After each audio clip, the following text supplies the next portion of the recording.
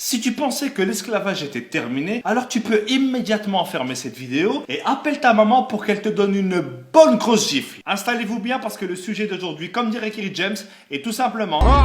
Aujourd'hui, on va parler du franc CFA. Alors déjà, première blague. CFA, ça veut dire colonie française d'Afrique. Je sais pas si vous vous rendez compte, ils ont une monnaie qui porte comme nom colonie. Ils auraient très bien pu l'appeler ferme-la et donne-moi tout, ça aurait été pareil. Mais il y a quelques temps, ils se sont dit, c'est vrai que colonie française, ça se fait pas. C'est un peu chmette, quoi. Et du coup, ils ont décidé de changer. Et maintenant, ils appellent ça coopération financière d'Afrique. Alors là, je dis bravo. Là, je dis bravo. Là, c'est excellent, c'est excellent. Je pense que ce changement, ça a été le plus gros jeu de t'emmerde de l'histoire. Non, mais parce que changer uniquement le nom d'un truc pareil, ça sert à rien. C'est comme si moi, demain, je m'appelle Jean-Marc. Mais même si je m'appelle Jean-Marc, mon visage, lui, il te donnera toujours envie d'appeler la police. Donc cette monnaie, elle est utilisée dans 14 pays, pour plus de 100 millions d'habitants. Et devinez où est-ce qu'on imprime les billets? En France. Donc la France, à elle toute seule, dans 2 villages paumés que personne ne connaît, fabrique une monnaie dont dépendent 100 millions de personnes. Donc si demain, Jean-Jacques le révolté avec ses copains, ils font grève, parce qu'en France, la grève, c'est limite une religion, eh ben t'auras 100 millions de personnes qui seront peut-être dans la merde. Mais attends, c'est pas tout. Les pays qui utilisent le franc CFA, ce sont les seuls pays au monde qui payent un impôt à un autre pays. Chaque année, ils sont obligés de donner 50% au trésor public français. Déjà que la France, elle exploite à fond et depuis des années les ressources de ces pays. Et en plus, ils doivent donner la moitié de ce qu'ils gagnent à des mecs qui n'ont même pas levé le petit doigt. C'est comme si tu venais chez moi, que tu me volais tous mes meubles et que en plus tous les mois je dois te donner la moitié de mon salaire. Sans parler du fait que hier soir tu avais déjà cambriolé mes grands-parents. Il y a 3 banques centrales africaines qui gèrent l'économie et la vie de millions de personnes. Et devinez qui est-ce qui a un droit de veto dans chacune de ces banques? Ça la France. Donc si un jour un pays comme le Mali décide d'emprunter de l'argent à une de ces banques pour faire un pont pour son peuple, et ben à ce moment-là il y a un mec qui vient du fin fond de Roubaix, que personne ne connaît,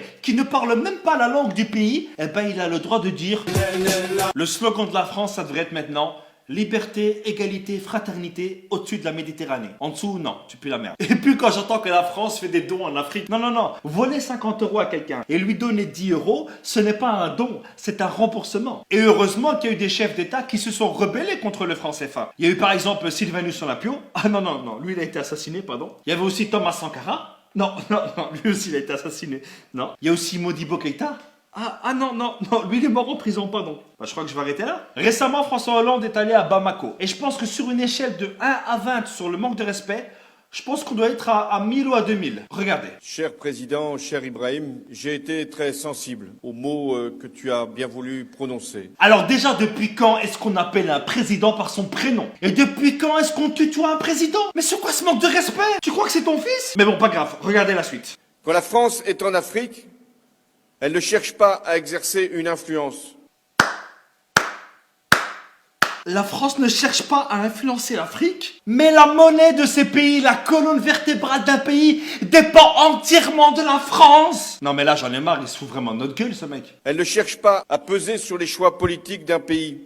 Quoi? Combien de chefs d'État africains ont été destitués par la France? Et encore moins à capter ses ressources. Non, c'est bon, je me tire, c'est bon.